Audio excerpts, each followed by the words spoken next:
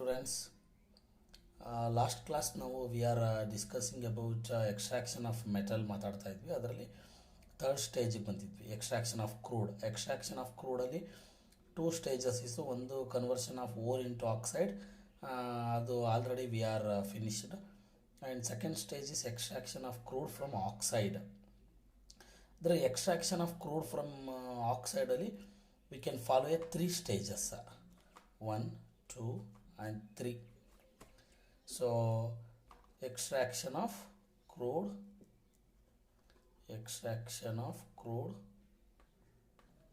from roasted or calcined ore. ಅಂದರೆ calcination ಅಥವಾ roasting ಮಾಡಿರುವಂಥ ಊರಿಂದ how we can extract crude ಅಂತ. Roasted or calcined ore, we are subjecting for 3 different methods. One is pyrometallurgy, hydrometallurgy,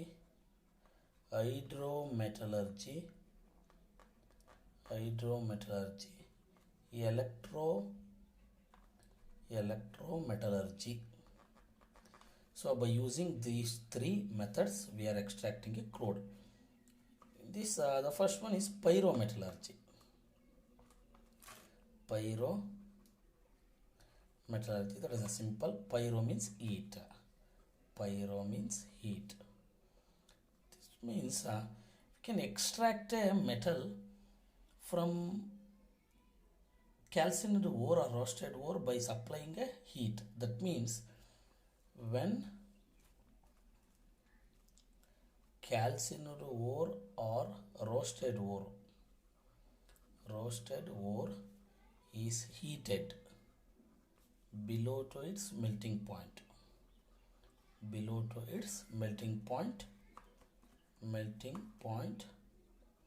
along with suitable reducing agent and flux, and this process is called smelting. ತುಂಬ simple students. ಈ ಕ್ಯಾಲ್ಸಿನೇಟ್ ಅಥವಾ roasted or ಮಾಡಿರ್ತೀವಲ್ಲ, ಆ ಓರನ್ನು ನಾವೇನು ಮಾಡಬೇಕು, heat ಮಾಡಬೇಕು. Pyro means heat ಅಲ್ವಾ, heat below to its melting point. ಅಂದರೆ ಆ ಓರ್ಗೆ ಎಷ್ಟೋ ಪರ್ಟಿಕ್ಯುಲರ್ ಮೆಲ್ಟಿಂಗ್ ಪಾಯಿಂಟ್ ಇರ್ತಲ್ಲ, ಆ ಮೆಲ್ಟಿಂಗ್ ಪಾಯಿಂಟ್ ಜಾಸ್ತಿಗೆ ಹೀಟ್ ಮಾಡಬಾರ್ದು.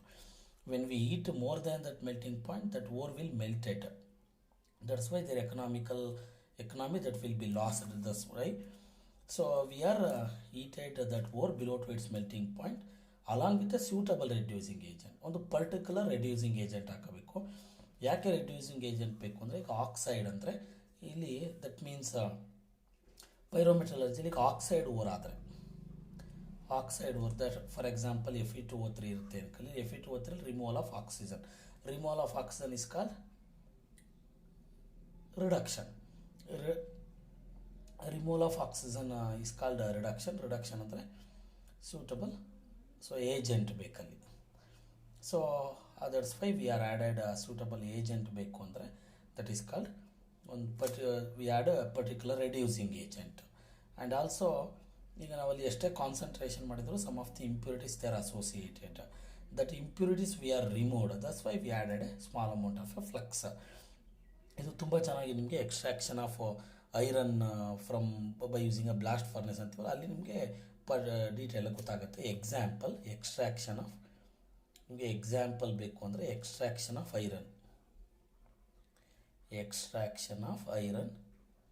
ಐರನ್ ಬೈ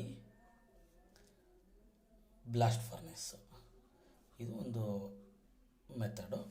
ಈ ಬ್ಲಾಸ್ಟ್ ಫರ್ನೆಸ್ನ ಯೂಸ್ ಮಾಡ್ಕೊಂಡು ನಾವೇನು ಮಾಡಬೇಕು, ಸೊ ಐರನನ್ನು ಹ್ಯಾಮಟೈಟ್ ಓರಿಂದ ನಾವು ವಿ ಆರ್ ಎಕ್ಸ್ಟ್ರಾಕ್ಟಿಂಗ್.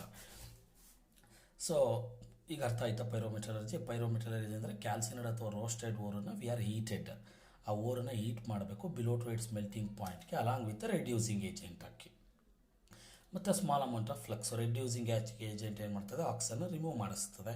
ಫ್ಲಕ್ಸ್ ಏನು ಮಾಡ್ತದೆ, ಸ್ಮಾಲ್ ಅಮೌಂಟ್ ಆಫ್ ಇಂಪ್ಯೂರಿಟಿನ ರಿಮೂವ್ ಮಾಡ್ತದೆ. ಎಕ್ಸಾಂಪಲ್ ಯಾವುದು, ಬ್ಲಾಸ್ಟ್ ಫರ್ನೆಸ್ಸು, ಐರನ್ ಎಕ್ಸ್ಟ್ರಾಕ್ಟ್ ಮಾಡೋದು. ಅದೇ ಥರ ಸೆಕೆಂಡ್ ಒನ್ ಈಸ್ ಹೈಡ್ರೋಮೆಟಲರ್ಜಿ.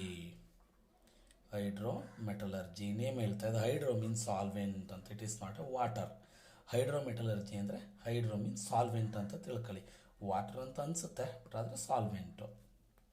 ನೋಡಿ ಇಲ್ಲೇನು ಮಾಡ್ತೀವಿ, ಇಲ್ಲಿ ಸಿಗುವಂಥ ಓರನ್ನು ಪರ್ಟಿಕ್ಯುಲರ್ ಸ್ಯೂಟಬಲ್ ಸಾಲ್ವೆಂಟಲ್ಲಿ, ಸೊ ಸ್ಯೂಟಬಲ್ ಸಾಲ್ವೆಂಟಲ್ಲಿ ಡಿಸಾಲ್ವ್ ಮಾಡಿ ದೆನ್ ವಿ ಆರ್ ಎಕ್ಸ್ಟ್ರಾಕ್ಟಿಂಗ್. ಈ ಹೈಡ್ರೋಮೆಟಲರ್ಜಿಲಿ ಏನು, the ore is dissolved. The ore is dissolved in suitable solvent, then the metal will extract. ಇದಕ್ಕೊಂದು ಪ್ರೋಸೆಸ್ ಇದೆ ನಿಮಗೆ. Example, extraction of gold. ನೋಡಿ, ಕಾಮನಾಗಿ ಹೈಡ್ರೋಮೆಟಲರ್ಜಿನ ನಾವು ಯಾರಿಗೆ ಮಾಡ್ತೀವಿ ಅಂದರೆ, those metals we are extracting in the form of native. ಯಾವ ಮೆಟಲ್ದು ಓರನ್ನು ನಾವು ನೇಟಿವ್ ಫಾರ್ಮಲ್ಲಿ ಎಕ್ಸ್ಟ್ರಾಕ್ಟ್ ಮಾಡ್ತೀವೋ ಆ ಒಂದು ಓರನ್ನು we are subjecting for hydrometallurgy in order to extract a crude metal.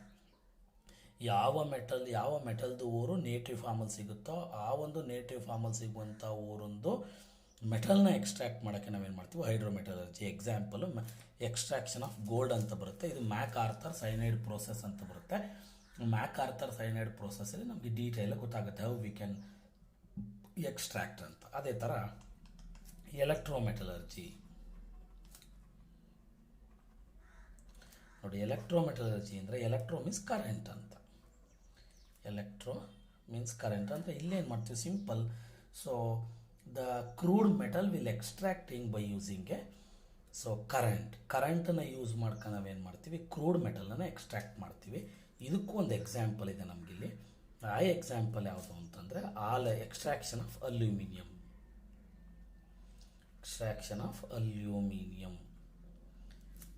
Hall Heroult process ಅಂತ ಕಲಿತೀವಿ. ಅಂದರೆ ನೋಡಿ, ಇಲ್ಲಿ ಪೈರೋಮೆಟಲರ್ಜಿಗೆ ನಮಗೆ ಬ್ಲಾಸ್ಟ್ ಫರ್ನೆಸ್ ಎಕ್ಸಾಂಪಲ್ ಇಟ್ಟಿದ್ದಾರೆ. ಹೈಡ್ರೋಮೆಟಲರ್ಜಿಗೆ ಎಕ್ಸ್ಟ್ರಾಕ್ಷನ್ ಆಫ್ ಗೋಲ್ಡ್ ಇಟ್ಟಿದ್ದಾರೆ ಬೈ ಮ್ಯಾಕ್ ಆರ್ಥರ್ ಸೈನೈಡ್ ಪ್ರೋಸೆಸ್ಸಲ್ಲಿ. ಮತ್ತು ಎಲೆಕ್ಟ್ರೋಮೆಟಲರ್ಜಿಗೆ ಹಾಲ್ ಎರಾಲ್ಡ್ ಪ್ರೋಸೆಸ್ ಇಟ್ಟಿದ್ದಾರೆ. ಇವು ಮೂರಲ್ಲಿ ಯಾವುದಾದ್ರೂ ಒಂದು ನಿಮಗೆ ಎಕ್ಸಾಮಿಗೆ ಬರುತ್ತೆ. ಅದನ್ನು ನಾವು ಲೇಟರ್ ಡೀಟೇಲಾಗಿ ಕಲಿಯೋಣ. ಬ್ಲಾಸ್ಟ್ ಫರ್ನೆಸಲ್ಲಿ ಐರನ್ ಯಾವ ಥರ ಎಕ್ಸ್ಟ್ರಾಕ್ಟ್ ಮಾಡ್ತಾರೆ, ಮ್ಯಾಕ್ ಆರ್ಥರ್ ಸೈನೈಡ್ ಪ್ರೋಸೆಸ್ಸಲ್ಲಿ ಗೋಲ್ಡನ್ನು ಯಾವ ಥರ ಎಕ್ಸ್ಟ್ರಾಕ್ಟ್ ಮಾಡ್ತಾರೆ, ಹಾಲ್ ಎರಾಲ್ಡ್ ಪ್ರೋಸೆಸ್ಸಲ್ಲಿ ಹೌದು ಅಲ್ಯೂಮಿನಿಯಂ ವಿಲ್ ಎಕ್ಸ್ಟ್ರಾಕ್ಟ್ ಅಂತ. ನೋಡಿ, ಎಕ್ಸ್ಟ್ರಾಕ್ಷನ್ ಆಫ್ ಕ್ರೂಡ್ ಮೆಟಲನ್ನು, so we are extraction of crude metal ಅಂದರೆ that has a 3 stages: pyrometallurgy, hydrometallurgy, electrometallurgy. So pyrometallurgy means the ore, so calcined or roasted ore is heated below to its melting point in the presence of suitable reducing agent and also a flux. Example, extraction of iron from blast furnace. Hydrometallurgy andre, in this method the crude metal will extract by dissolving ore in a suitable solvent. ಅಂದರೆ ಓರನ್ನು ಒಂದು particular solvent ಒಳಗಡೆ ಕರಗಿಸ್ಕೊಂಡು ಅಲ್ಲಿ ಮೆಟಲ್ನ extract ಮಾಡ್ತಾರೆ. Example, extraction of gold MacArthur cyanide process. ಒಂದು ಗೊತ್ತಿರಲಿ, ಹೈಡ್ರೋಮೆಟಲರ್ಜಿನ ನಾವು ಬಳಕೆ ಮಾಡೋದು ಯಾರಿಗೆ ಅಂದರೆ, ಯಾವ ಮೆಟಲ್ಗಳು they are exist in the free form. For example gold, platinum, ಈ ಥರದವನ್ನ. ಅಂದರೆ ಸೊ ಇನ್ನು ಮತ್ತು ಎಲೆಕ್ಟ್ರೋಮೆಟಲರ್ಜಿ ಅಂದರೆ the crude metal will extract by using a current ಅಂತ. ಎಕ್ಸಾಂಪಲ್ ಅದಕ್ಕೆ ಎಕ್ಸ್ಟ್ರಾಕ್ಷನ್ ಆಫ್ ಅಲ್ಯೂಮಿನಿಯಂ, ಸೊ ಅದಕ್ಕೆ ಹಾಲ್ ಎರಾಲ್ಡ್ ಪ್ರೋಸೆಸ್ ಅಂತ. ಇನ್ನೂ ಒಂದು ಗೊತ್ತಿರಬೇಕು ನಿಮಗೆ, ಈ ಎಲೆಕ್ಟ್ರೋಮೆಟಲರ್ಜಿನ ಇಲ್ಲಿ ನಾವು ಯಾವ ಥರ ಹೈಡ್ರೋಮೆಟಲರ್ಜಿನ ಯಾವ ಮೆಟಲು ನೇಟಿವ್ ಫಾರ್ಮಲ್ಲಿ ಸಿಗ್ತಿತ್ತೋ ಅವ್ರಿಗೆ ಎಕ್ಸ್ಟ್ರಾಕ್ಟ್ ಮಾಡೋಕ್ಕೆ ಬಳಕೆ ಮಾಡ್ತೀವೋ, ಅದೇ ಥರ ಎಲೆಕ್ಟ್ರೋಮೆಟಲರ್ಜಿನ ಯಾರಿಗೆ highly electro positive metals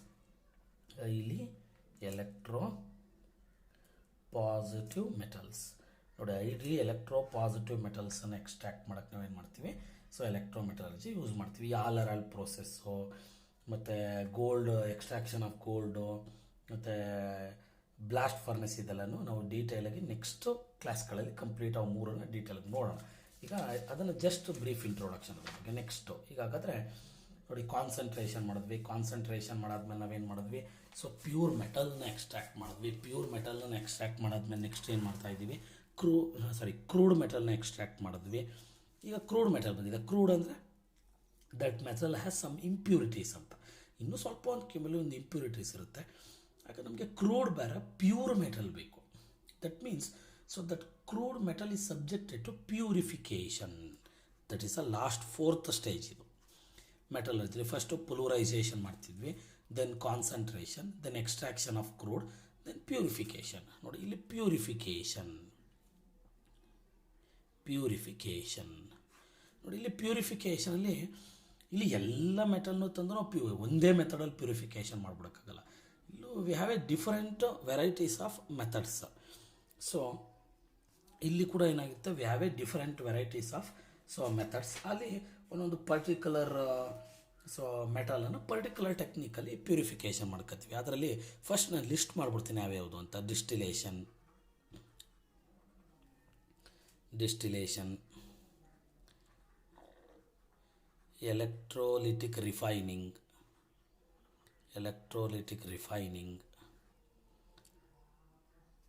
zone refining, vapour phase refining, chromatography technique.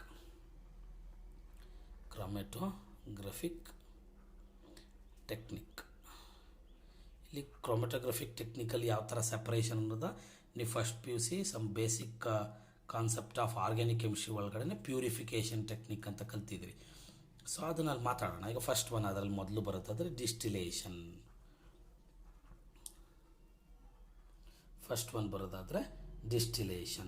ನೋಡಿ ಇದನ್ನು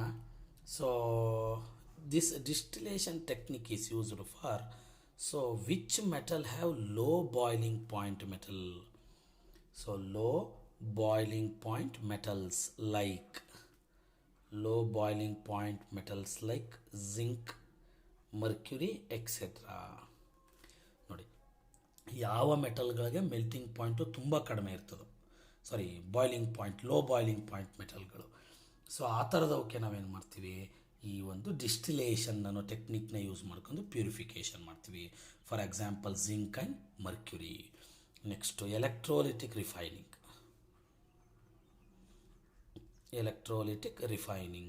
ನೋಡಿ ಎಲೆಕ್ಟ್ರೋಲಿಟಿಕ್ ರಿಫೈನಿಂಗ್ ಮಾಡೋದು ಯಾರಿಗೆ, highly electropositive metals, copper, aluminium, etcetera. ಅದಾದಮೇಲೆ ಝೋನ್ ರಿಫೈನಿಂಗ್.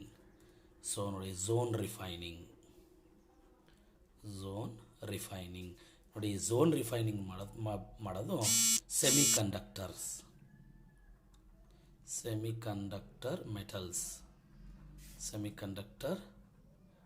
ಮೆಟಲ್ಸ್ ಅಂದರೆ ಯಾವುದು, ಜರ್ಮೇನಿಯಮು, ಸಿಲಿಕಾನು, ಎಕ್ಸೆಟ್ರಾ. ನೋಡಿ ಇವಕ್ಕೆ ನಾವು ಝೋನ್ ರಿಫೈನಿಂಗಲ್ಲಿ ಎಕ್ಸ್ಟ್ರಾಕ್ಟ್ ಮಾಡ್ತೀವಿ. ನೆಕ್ಸ್ಟು ವೇಪರ್ ಫೇಸ್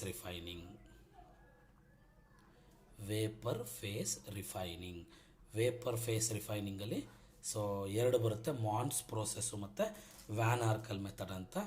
ಇಲ್ಲಿ ನಾವು ಯಾವ್ಯಾವುದು ಜಿರ್ಕೋನಿಯಮು, ಟೈಟಾನಿಯಮು, ನಿಕ್ಕಲನ್ನು ನಾವು ವೇಪರ್ ಫೇಸ್ ರಿಫೈನಿಂಗಲ್ಲಿ ಪ್ಯೂರಿಫಿಕೇಷನ್ ಮಾಡ್ತೀವಿ.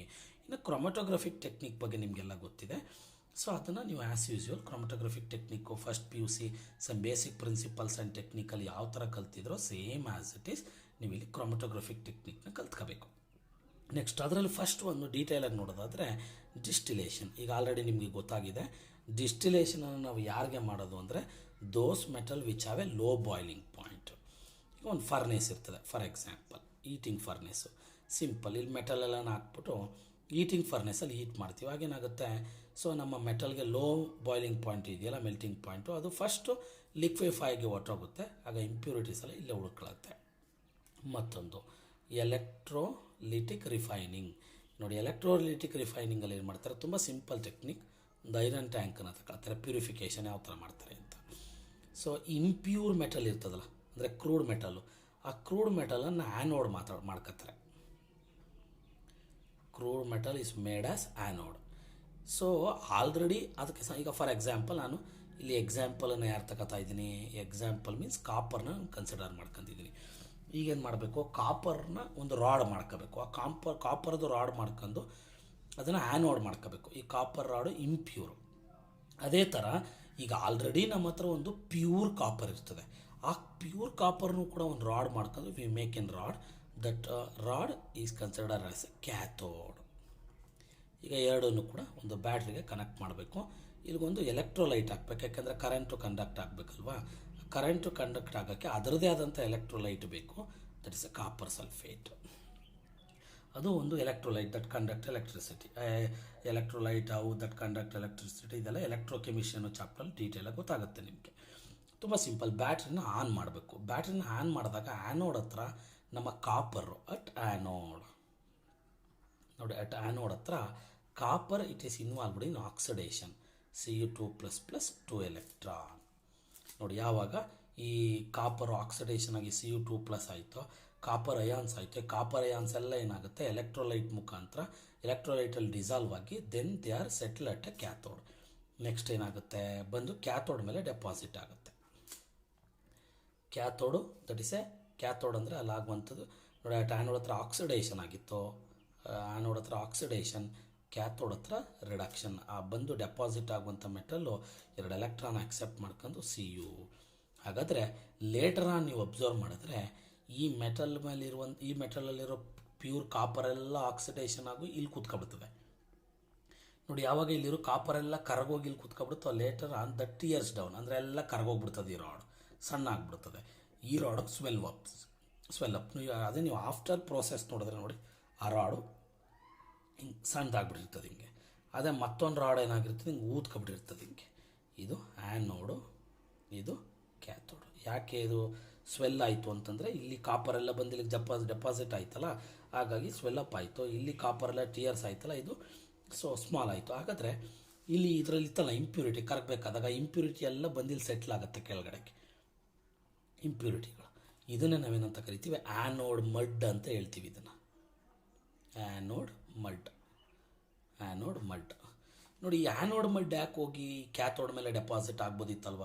ಕಾಪರ್ ಯಾವ ಥರ ಮೂವ್ಮೆಂಟ್ ಆಗಿ ಕ್ಯಾಥೋಡ್ ಮೇಲೆ ಡೆಪಾಸಿಟ್ ಆಯ್ತಿತ್ತೋ, ಈ ಆ್ಯನೋಡ್ ಮಡ್ಡು ಕೂಡ ಹೋಗ್ಬಿಟ್ಟು ಕ್ಯಾಥೋಡ್ ಮೇಲೆ ಡೆಪಾಸಿಟ್ ಆಗ್ಬೋದಿತ್ತಲ್ವ ಅನ್ನೋ ಡೌಟ್ ಬರುತ್ತೆ. ಆದರೆ ಈ anode mud less electropositive character ಇರುತ್ತೆ. ಇದಕ್ಕೆ ಲೆಸ್ ಎಲೆಕ್ಟ್ರೋ ಪಾಸಿಟಿವ್ ಕ್ಯಾರೆಕ್ಟರ್. ಯಾವಾಗ ಇದಕ್ಕೆ ಲೆಸ್ ಎಲೆಕ್ಟ್ರೋ ಪಾಸಿಟಿವ್ ಕ್ಯಾರೆಕ್ಟರ್ ಇರ್ತದೋ, due to by the less electropositive character there migration will be very low. ಅದ್ರ ಮೈಗ್ರೇಷನ್ ಏನಾಗ್ಬಿಡ್ತದೆ, ತುಂಬ ಕಡಿಮೆ ಆಗಿಬಿಡ್ತದೆ. ಸೊ ಯಾಕೆಂದರೆ ಕ್ಯಾಥೋಡ್ಗೆ ನೆಗೆಟಿವ್ ಚಾರ್ಜ್ ಅಲ್ವಾ, ಇದಕ್ಕೆ ಪಾಸಿಟಿವ್ ಚಾರ್ಜು. ಒಳ್ಳೆ ಪಾಸಿಟಿವ್ ಚಾರ್ಜ್ ಇದ್ದರೆ ನೆಗೆಟಿವ್ ಕಡೆ ತುಂಬ ಚೆನ್ನಾಗಿ ಮೈಗ್ರೇಟ್ ಆಗಿ ಡೆಪಾಸಿಟ್ ಆಗ್ತಿತ್ತು. ಇದಕ್ಕೆ ಲೆಸ್ ಪಾಸಿಟಿವ್ ಕ್ಯಾರೆಕ್ಟರ್ನಿಂದ ಇದಾಗುತ್ತೆ, ಎಲ್ಲ ಅಲ್ಲೇ ಸೆಟ್ಲ್ ಡೌನ್ ಆಗುತ್ತೆ ಮೂವ್ಮೆಂಟ್ ಆಗ್ದೇ. ಈ ಕಾಪರ್ ಯಾಕೆ ಮೂವ್ಮೆಂಟ್ ಆಯಿತು, 2+ ಇರೋದ್ರಿಂದ more electro positive character. That's why easily they are migrated towards the cathode and absorbs electron, then they are involved in reduction, hence they settle down at the cathode. That's why that cathode will swell up.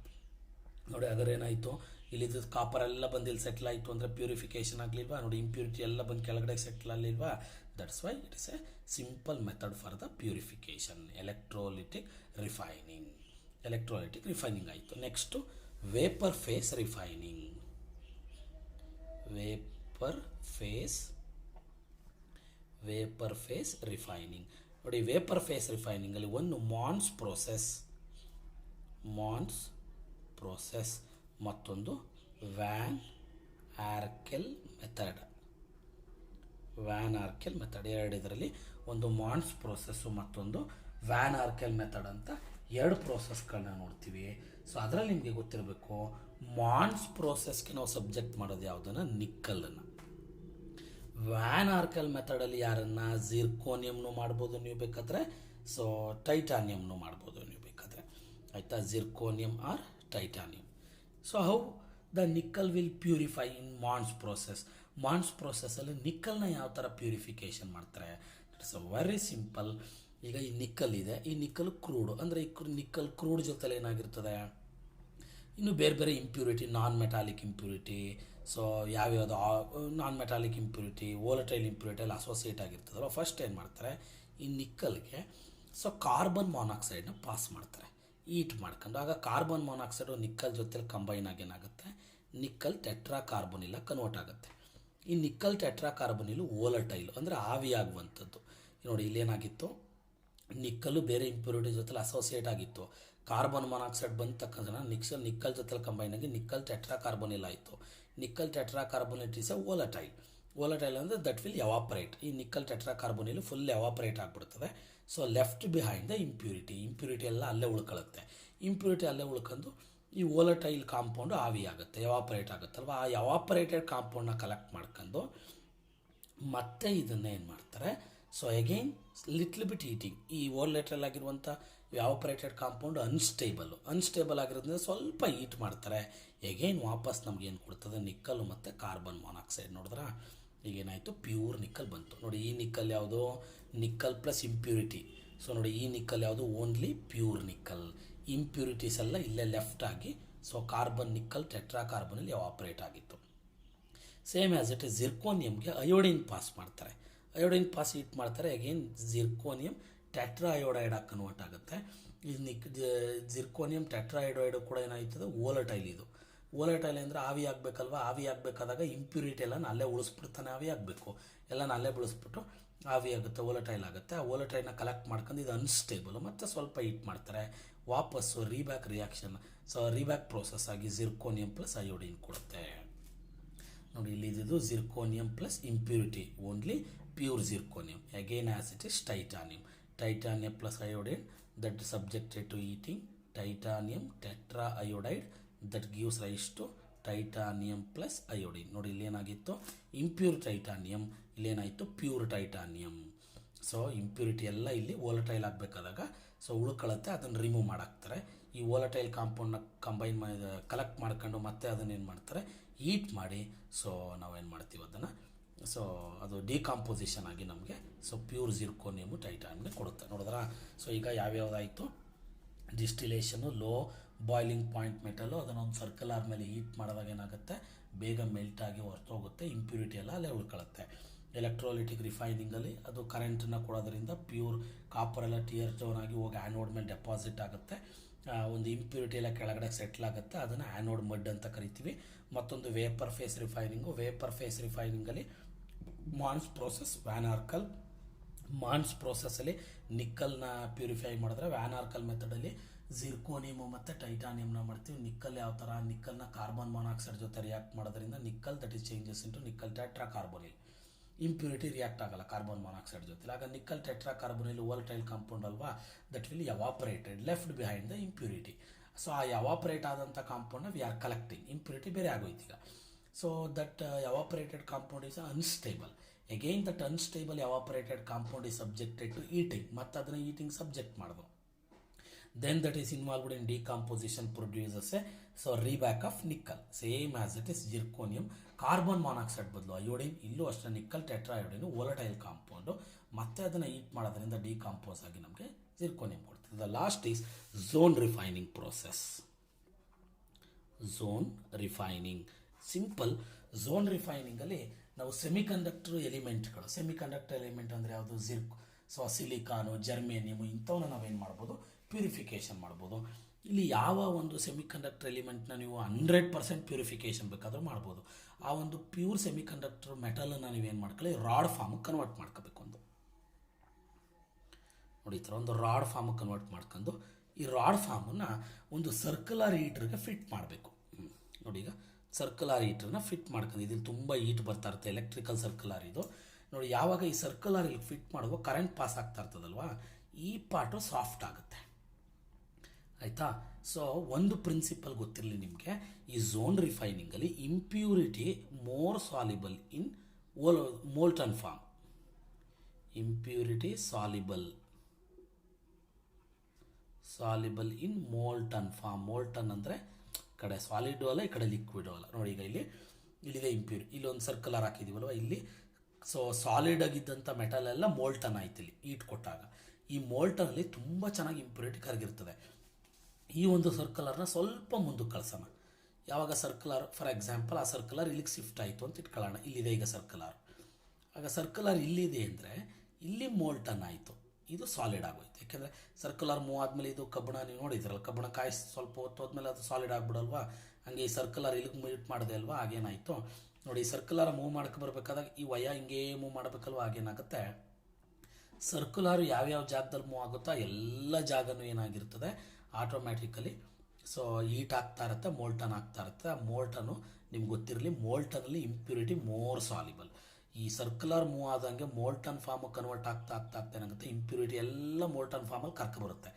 ಆ ಸರ್ಕ್ಯುಲರ್ನ ಹಂಗೆ heat ಮಾಡ್ಕೊಂಬಂದು ಎಂಡಕ್ಕೆ ತಾನೆ ಅಲ್ಲಿಗೆ ನೋಡಿ, circular ಈ move ಆಗಿ ಬಂದು ಎಲ್ಲ farm molten ಆಯ್ತಲ್ಲ, ಈ ಸರ್ಕ್ಯುಲರ್ ಜೊತೆಗೆ ಈ ಮೋಲ್ಟನ್ ಫಾರ್ಮಲ್ಲಿದ್ದಂಥ ಎಲ್ಲ ಇಂಪ್ಯೂರಿಟಿನೂ ಇಲ್ಲಿ ಬಂದು ಕಡೆಗೆ ಮೂವ್ ಆಯಿತು. ಹಾಗಾದರೆ ಈ ಎಂಡಲ್ಲಿ ತುಂಬ್ಕೊಂಡಿರೋದೆಲ್ಲ ಬರೀ ಇಂಪ್ಯೂರಿಟಿನ, ಇದನ್ನು ಕಟ್ ಮಾಡಿ ಬಿಸಾಕಿ. ಅದೇ ಥರ ಸೊ ಮತ್ತೆ ಇನ್ನೊಂದು ಸಲ ಸರ್ಕ್ಯುಲರ್ ಫಿಕ್ಸ್ ಮಾಡಿ, ಸರ್ಕ್ಯುಲರ್ ಏಕ ಮೂವ್ ಮಾಡ್ಕೊಬನ್ನಿ. ಇಲ್ಲಿರುವಂಥ ಎಲ್ಲ ಇಂಪ್ಯೂರಿಟಿಲು ಸರ್ಕ್ಯುಲರ್ ಒಳಗೆ ಮೋಲ್ಟನ್ ಫಾರ್ಮ್ ಆಗ್ತಾ ಇರ್ತದಲ್ಲ ಮೆಟಲ್ಲು, ಅಲ್ಲಿಗೇನಾಗುತ್ತೆ, ಆ ಮೋಲ್ಟನ್ ಫಾರ್ಮ್ ಒಳಗಡೆ ಎಲ್ಲ ಇಂಪ್ಯೂರಿಟಿ ಕರಗ್ತಾ ಬರುತ್ತೆ, ಎಂಡಿಗೆ ಬರುತ್ತೆ, ಕಟ್ ಮಾಡಿ ಬಿಸಾಕೋದು. ನೋಡಿ, ಈ ಥರ ಮಾಡ್ಕೊಂಡು ನಾವೇನು ಮಾಡಬೇಕು, ಝೋನ್ ರಿಫೈನಿಂಗಲ್ಲಿ 100% ಪ್ಯೂರಿಫಿಕೇಷನ್ ಮಾಡ್ಕೊತಾರೆ. ಸೊ ಇದನ್ನು ಎಲ್ಲದಕ್ಕೂ ಮಾಡೋಕ್ಕಾಗಲ್ಲ. 100% ಪ್ಯೂರಿಫಿಕೇಷನ್ ಮಾಡಬೇಕಾಗಿರುವಂಥ ಸೆಮಿ ಕಂಡಕ್ಟರ್ ಎಲಿಮೆಂಟ್ಗಳು, ಸಿಲಿಕಾನು, ಜರ್ಮೇನಿಯಮ್ನು, ಇಂಥ ಮೆಟಲ್ಗಳನ್ನ ನಾವೇನು ಮಾಡ್ತೀವಿ, ಝೋನ್ ರಿಫೈನಿಂಗ್ ಮಾಡಿ ನಾವು ಪ್ಯೂರಿಫಿಕೇಷನ್ ಮಾಡ್ತೀವಿ. ಇನ್ನು ಕ್ರೊಮಟೋಗ್ರಫಿಕ್ ಟೆಕ್ನಿಕ್ ನಿಮಗೆ ಗೊತ್ತಿದೆ. ಆ ಕ್ರೊಮಟೋಗ್ರಫಿಕ್ ಟೆಕ್ನಿಕಲ್ಲಿ ಅಡ್ಸಾಪ್ಷನ್ ಬೇಸಿಸ್ ಮೇಲೆ ಮೋರ್ ಡಿಫ್ಯೂಷನ್.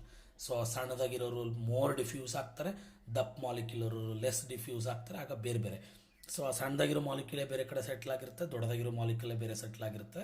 ಅದು ನಿಮಗೆ first PUC some basic principles and technically. So purification technique ಅಂತಾನೆ ಕ್ರೊಮಟೋಗ್ರಫಿಲಿ thin layer chromatography, paper chromatography, column chromatography, partition chromatography ಅಂತ ಎಷ್ಟೊಂದು ಕ್ರೊಮಟೋಗ್ರಫಿಲಿ ನೋಡಿದರೆ, ಅಲ್ಲಿ ಪ್ಯೂರಿಫಿಕೇಷನ್ ಟೆಕ್ನಿಕ್ನ ನೀವು ಇದು ಫಾಲೋ ಮಾಡ್ತೀವಿ. ನೋಡಿ, ಇಷ್ಟು ಒಂದು part of metallurgy first stage pulverisation, ಆಮೇಲೆ ಕಾನ್ಸಂಟ್ರೇಷನು, ಆಮೇಲೆ ಎಕ್ಸ್ಟ್ರಾಕ್ಷನ್ ಆಫ್ ಕ್ರೂಡು, ಆಮೇಲೆ ಪ್ಯೂರಿಫಿಕೇಷನು. ಈಗ ನಾವು ನೆಕ್ಸ್ಟ್ ಕ್ಲಾಸಲ್ಲಿ ಮಾಡಬೇಕಾಗಿರೋದೇನು, ಸೊ ಈಗ ನಾವಿಲ್ಲಿ ಕಲ್ತ್ವಾ. ಸೊ ಯಾವುದು ಎಕ್ಸ್ಟ್ರಾಕ್ಷನ್ ಆಫ್ ಕ್ರೂಡ್ ಮಾಡಬೇಕಾದಾಗ ಪೈರೋಮೆಟಲರ್ಜಿ, ಹೈಡ್ರೋಮೆಟಲರ್ಜಿ, ಎಲೆಕ್ಟ್ರೋಮೆಟಲರ್ಜಿ.